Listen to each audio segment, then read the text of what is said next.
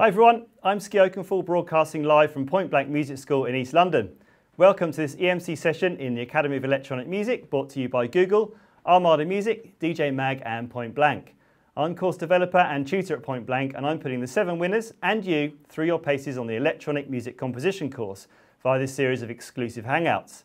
If you've enjoyed learning about composition and production with us here at Point Blank and are interested to know what the full course is like, head on over to www.pointblankonline.net/electronic-music-composition and take a look at the contents. I've been letting you know over the past 3.5 weeks that as an Academy viewer, you can claim a 10% discount off the course fees with this discount code. Well, you still have until midnight on the 16th of November to use your discount voucher for the offer, so if you're going to join us, now is a good time. We're in the final week of the Electronic Music Academy, and yesterday we're hanging out with top dance vocalist Christian Burns. Today it's back to EMC, and I'm going to be demonstrating the actual process of deconstructing a track for you. We're going to take a look at the workflow using Cedric Gervais's huge remix of Lana Del Rey's Summertime Sadness. We're also going to demonstrate a really cool way to extract an acapella, for your own educational use of course, using phase inversion. And finally, we're going to have a quick listen through to the winners' radio edits. So, as is customary now, to introduce the guys. How are you doing? Hey, what's up? Hey, guys. Hey, Ski, what's up? Nice to see you. So, yeah, it's Wednesday. It's the last week. Can't believe it. It's, Yeah. I know everyone's been talking about life after the Academy. What are we going to do? I don't know. I'll just turn up here at 3 PM. It's fine. We'll just carry it on. Sounds good, sounds good. So I just, we've been using the deconstruction process throughout the course to demonstrate specific elements like bass lines, chords, progressions, and I mean it's a sort of technique that I've used for a while, and I think it's a really kind of beneficial technique. But I mean, I just thought I'd actually concentrate on how to go about doing a deconstruction and kind of what's the point of doing a deconstruction. For me, there's lots of reasons. First of all, musically, it's great for developing your ear. Listening out for chords and sounds is really good. It's always good to try to sort of demystify what's going on as well. It's not really a case of copying ideas, but more just kind of working things out, and those ideas and techniques kind of go into your subconscious and come out at a later stage. It could be like a few months down the line when you're in a writing session and something that, it's just in there, and you've worked out that chord progression and suddenly it comes through in a different way. So that's definitely a useful thing. I mean, for me, when I was studying piano, I got into Herbie Hancock, and I wanted to learn, I wanted to work out his solos, so I'd kind of, sample them, slow them down, just trying to work out. I think it's a thing that, lots of musicians do when they're learning an instrument, is to play other people's music. So this is sort of another way to do that, and certainly focusing on sounds and production techniques, very, very handy. So, as I said before, I'm going to use this remix of Lana Del Rey's track as an example. And what I generally try to do, if possible, is look for acapellas, because it just means if I've got an acapella, I can then kind of, fill in the gaps underneath it, with the beat and the chords and the bass line and everything. So, certainly with this track, that's the first thing I did. So, I'm just going to put screen share on for you guys so you can see what's going on. Here we go. And let's just go over here. Hold on a sec. All right, so first thing you do, type in Lana Del Rey, Summertime Sadness a cappella into Google and see what comes up. And I was very happy to see this one here. This came up on SoundCloud. Let's give you a quick play of it. Tonight, dancing in the dark in the pale. Now what this is using a technique where they've extracted the acapella using phase inversion, and I'm going to show you how to do that in a minute. So that came up, but then also, as often, it's getting more and more common now, people actually do kind of cover versions of the acapella. So there's one here.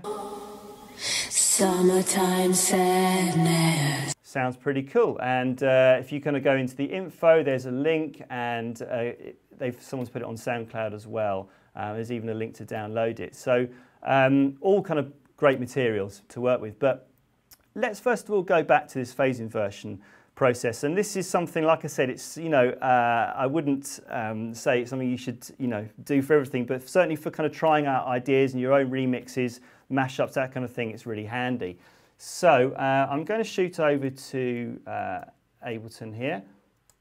And what this technique involves is basically getting the original version, the vocal version, and also finding the instrumental. And for this example, I'm using this kind of demo remix I did of the Florence and the Machine track, Spectrum. I'll just remind you of that. So I'm just playing the kind of vocal, well, the remix, the demo remix I did with the vocal on the top.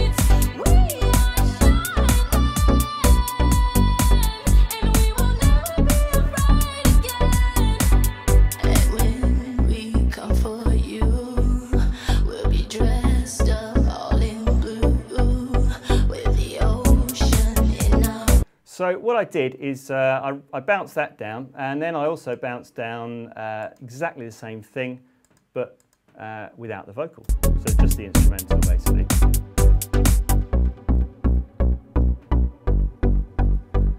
So you can see these two kind of waveforms lined up. Now the next thing to do is to get them completely lined up. Literally down to the kind of the finest detail of the waveform. So it's good to do this just with an instrumental section. So let's just see if that's going to be possible. I'm just going to expand this out. Here we go.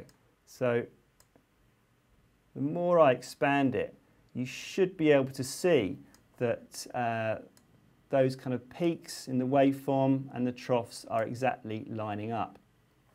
So once you've kind of made sure of that, the next thing to do is to invert the instrumental, phase invert the instrumental. So what we need to do is go to the audio effects and find utility. I'm just going to double click on that. And then there are two kind of little buttons at the bottom, which is the left and right phase. So I'm just going to mute this for the moment, and I'm just going to just show you the process. So this is just the vocal version. Now I'm going to bring in the instrumental. It's increasing the volume, but if I then click on these two phase inversion buttons, you can see that the music completely disappears.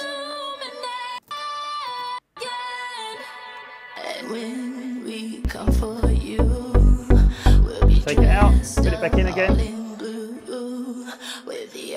So it's pretty incredible, and there's no guarantee you're going to be able to actually find the instrumental of a track that you want to extract the acapella from, but certainly this is a technique that works really well. And just going back to this first acapella that I found, this is what they've used.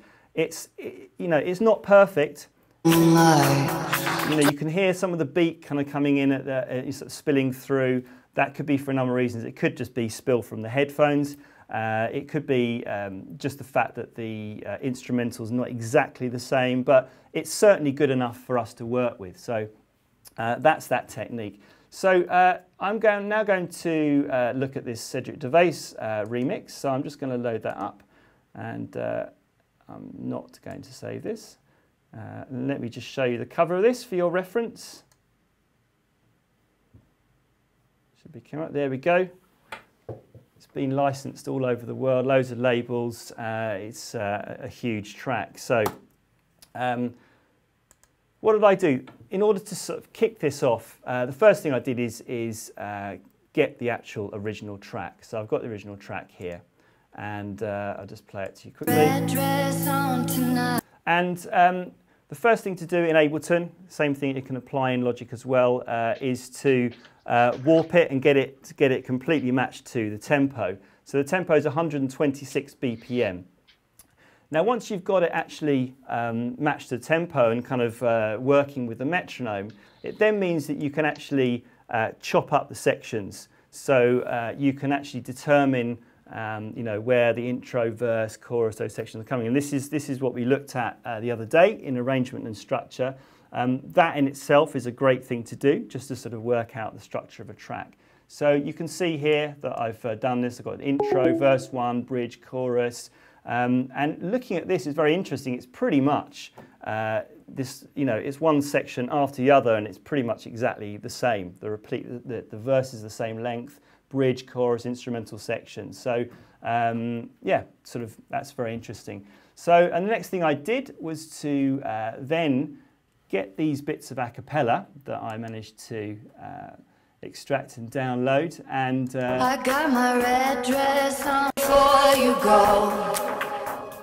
Summertime style. These are all at the original tempo, so I had to put these in and warp them, make sure that the vocal was sitting properly, and then kind of chop it around as well, because what Cedric Gervais has done is that you know, he hasn't just used the vocal as it was in the original track, he's kind of been clever with it and chopped it up. So for example, in this chorus section, I got that summertime, I got that summertime. You know, he's kind of almost treating it like a sample. He might have even sampled it and put it into a sampler, I'm not sure.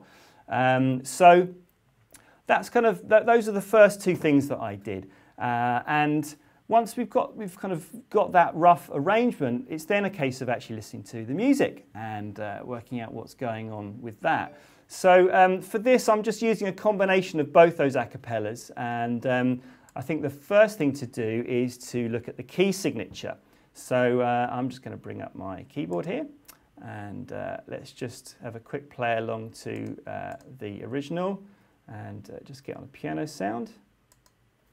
Okay. Oh my God, I feel it in the air, telephone wires above, or sizzling. So this really is the first, you know, the first kind of musical harmonic starting point is to work out what key signature we're in. And for this track, we're in C sharp minor. And for all of you who've been watching and taking notice, that's the relative minor of E major. And I'm now going to bring up the chords for that, so you can see what's going on. And let's have a play along to the track. There we go. So it's just so you can see the scale, C sharp minor, and you can see the notes. Now the chords are these. We've got an A major, going up to a C sharp minor, down to a B major, and then an F sharp minor. So these are really simple. They're all triads, root position triads. And you remember also we were talking about using Roman numerals to determine the degree of the scale that the chord is built on. So this A, if we're established that we're in C sharp minor, the A is the 6th degree of the scale. So this is the 6th chord, and then in C sharp minor, this is the 1 chord, the B is the 7 chord, and the F sharp minor is the 4 chord. So there we have it. I'm just going to hide that, and let's just play along. I've just kind of sketched in this 808 kind of beat. It's just like a sort of an open hi-hat and open and closed hi-hat. So that's going to hopefully keep me in time. And let's just put in this first bit of a cappella, and let's record in this piano to start off with. There we go. I'm feeling alive. Just for this, I'm actually recording directly into the arrange page of Ableton rather than using session view. I just sort of wanted to do this just so I can kind of keep the arrangement, try to sort of work the arrangement basically as we go along. Oh my God, I feel it in the air, telephone wires above, or sizzling like a snare. So let's record that in. I've got auto quantize on here just so it kind of keeps everything in time. Here we go. Oh my God, I feel it in the air, telephone wires above, or sizzling like a snare. Honey, I'm fire, I feel it everywhere. Nothing scares me anymore. Oh okay. my God, so that's looping I around. feel it in the air, telephone wires above, or sizzling like a snare. Honey, So, on fire, I feel it everywhere. going underneath that is, I could hear a kind of organ sound.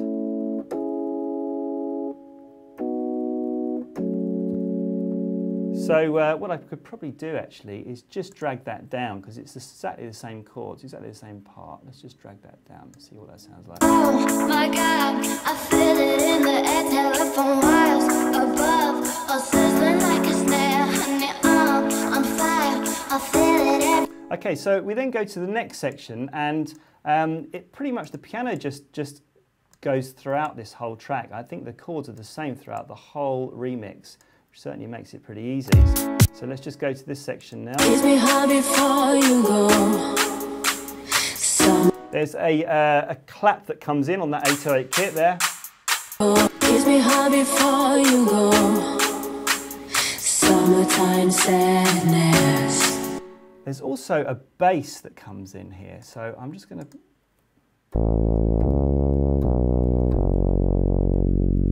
just take that frequency cut off a bit, and let's just bring up the keyboard. This is just supporting those chords with these bottom notes. Really, really simple part, so let's record that in. Kiss me hard before you go. Summertime sadness. I just wanted you to know that baby, you the best. Kiss me hard Okay. before you go. Summertime sadness. And we also have some kind of string pad as well, that again, so rather than having to play that in again, we should just be able to copy that down, and it's just starting to kind of really build into this chorus section. Kiss me hard before you go. Summertime sadness. I just wanted you to know that baby, you the best. Now there's also an arpeggio sound, and or an arpeggio pattern that comes in, and it's really fast. I'm just going to play it to you. This is from the original.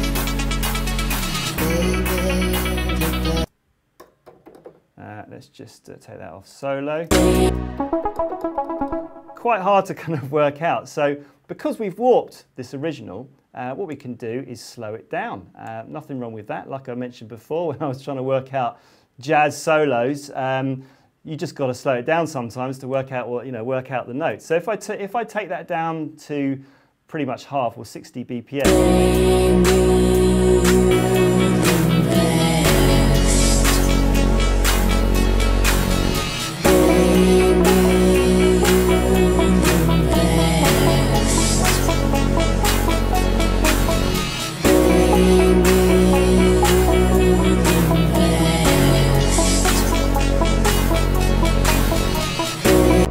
Dubstep there, so I've put that in, recorded that in, and let's put it back up to 126 BPM, which is what we had it before, and let's just solo that.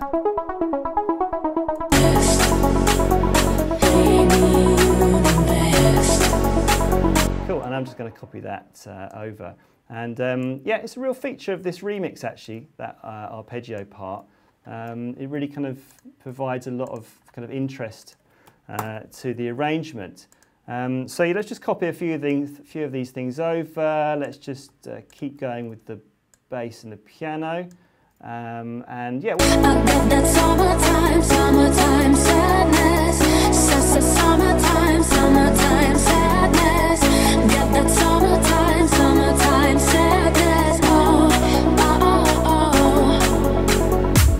And then we kind of get this chorus, the kind of explosion, and for that I'm just gonna keep copying these parts over, the bass and this pad. But there's also this nice kind of phase sweep pad that comes in as well, which let's just have a look at that.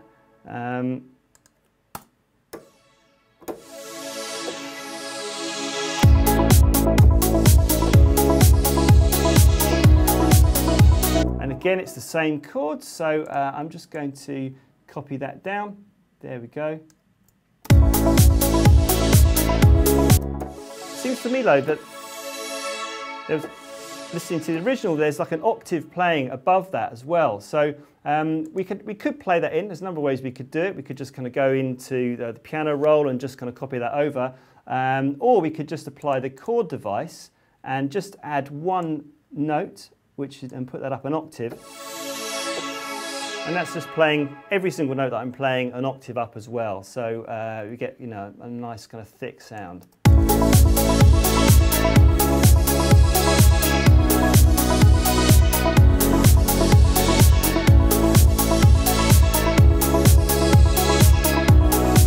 So that's coming together. Now, you can probably hear some kind of sidechain compression going on there, which is definitely a big feature of the track and of just so much dance music in general. So there's a number of ways that we can achieve sidechain compression.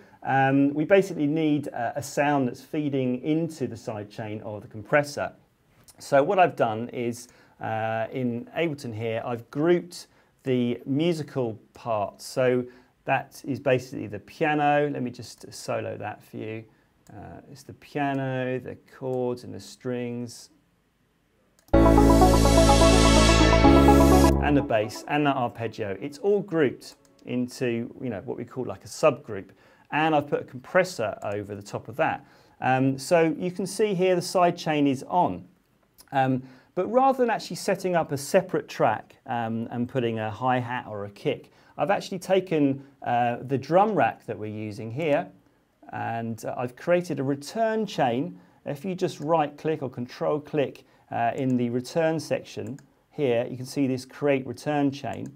And I'm sending the audio, rather than to the rack output, to a return. And if we just kind of go here, you can see this is the return here. I could just kind of name this SD return. There we go, you know. And so what's happening is, if I just unsolo this now,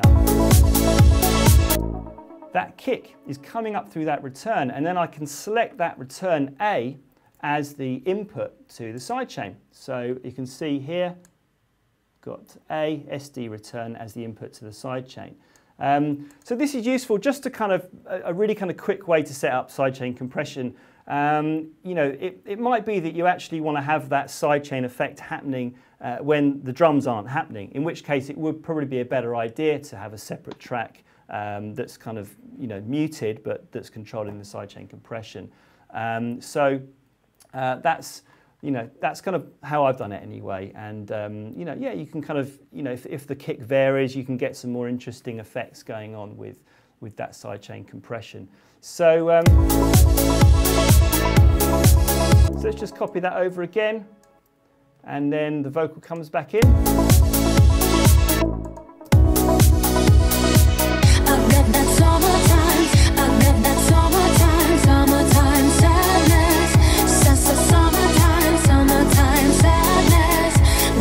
So another feature of the track is just the filter cutoff. So we could kind of play with that as well. I'm going to use push here. It's kind of auto assigned to the filter cutoff on this bass sound. I've got a bit of it in.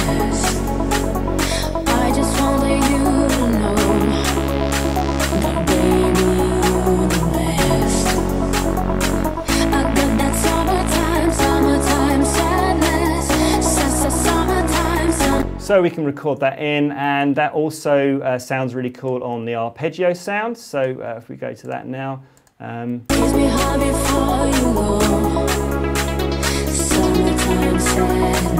So we can record that in. So yeah, I can see we're sort of, the time is racing ahead. So that's pretty much, you know, how I've kind of gone about the deconstruction. And, you know, like I said before, it's as much about the actual musical parts, but also the production as well. Obviously, it's not exactly the same. You know, there's also this sort of lead trancey sound that comes in that kind of really boosts it up at the end as well. So, you know, and I'm not going for like an exact recreation, but certainly just investigating what's going on. So, cool. I'm going to head over to the guys. Check you're still there. How you doing, guys? Yeah, we're still there. Yeah. Still here. Cool. So I've got a task for you. I know it's the last week, but the task I want to set for you is for you to actually try to do a deconstruction yourself. If you can just choose a track you love and just see how far you get with it.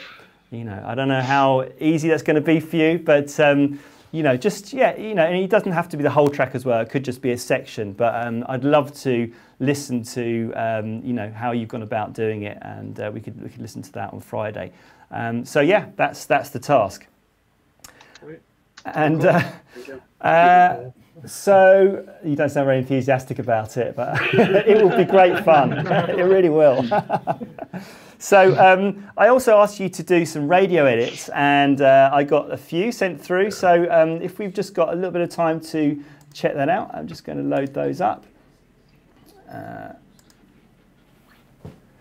Here we go, should be coming up. And I was really impressed actually with these. Let's just go through these. Let's check out the Odoriani one.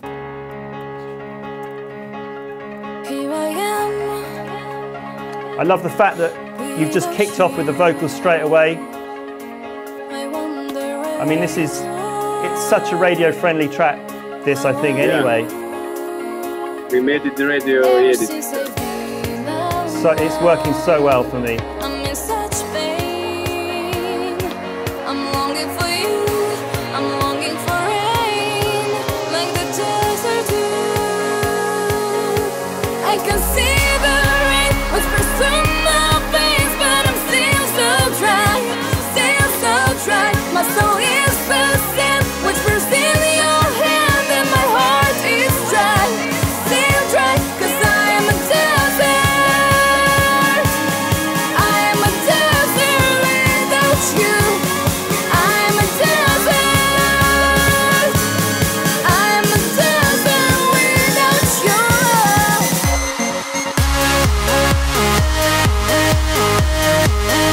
Great. I mean, you know, I'm sure any A&R man is going to be over the moon with that, you know, because it's just doing all the right things. You know, it's coming straight in with the vocal. You know, it's just not beating about the bush. So, well done. Really good.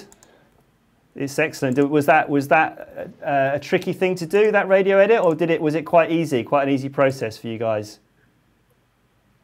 Well, actually, we did from the start, we did the radio edit. Oh, really? Okay. Like, after that, we did the extended mix. Oh, yeah. Okay, great. Well, I mean, that's... So it was easy. We thought of having one verse, then the chorus, solo, then the second verse, the break, the chorus, and so on. So, yeah. Cool. Nice. So let's check out the Piccolo track.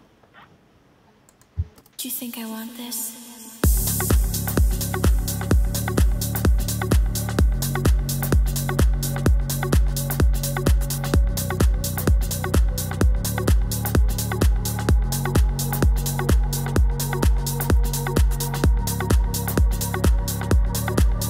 Again, this feels like a great way to start the track off.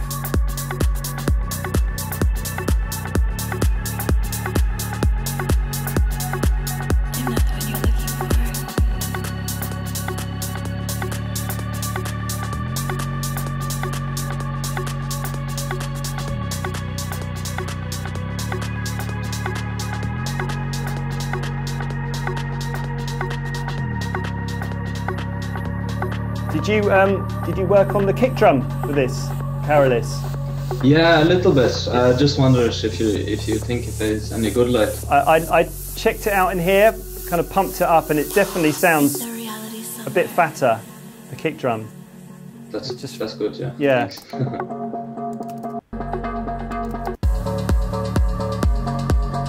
Yeah, it sounded great. So the only thing I'd say is, I mean, for me, the kind of real, you know, thing that latches me into this track is this sort of sound here.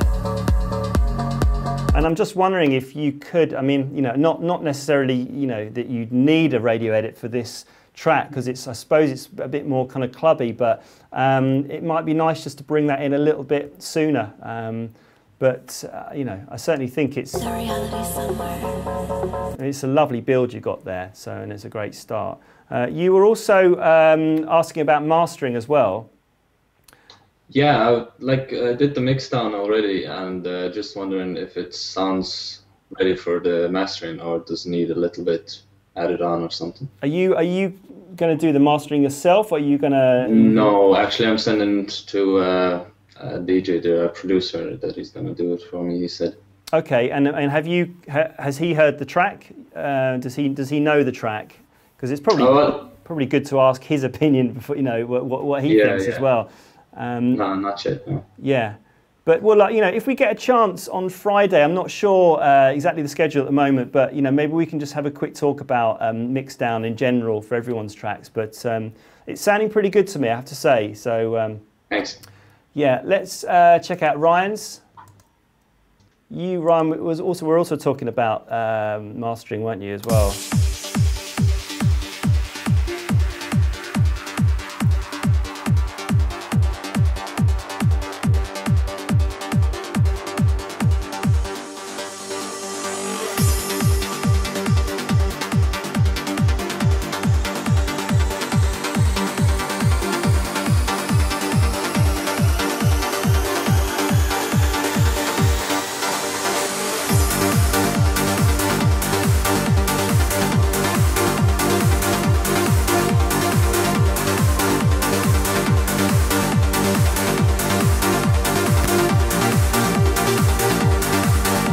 Quick flick through.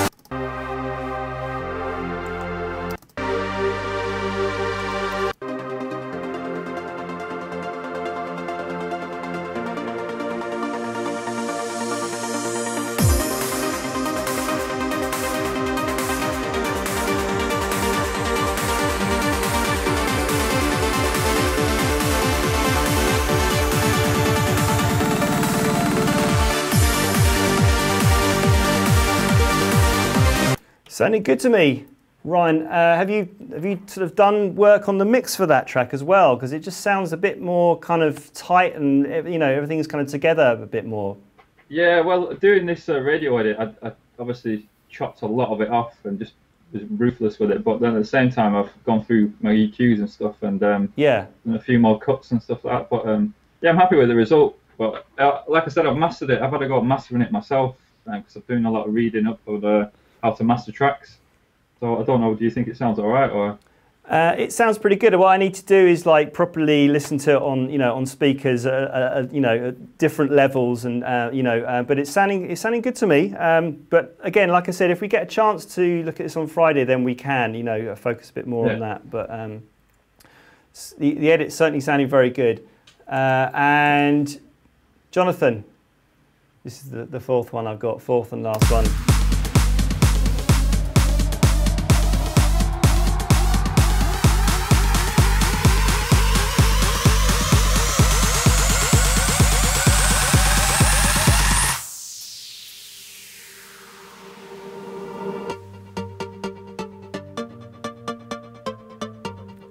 What's great about all these is that, you know, you really have kind of got to the point early on, you know, focusing on the kind of most important elements of the track.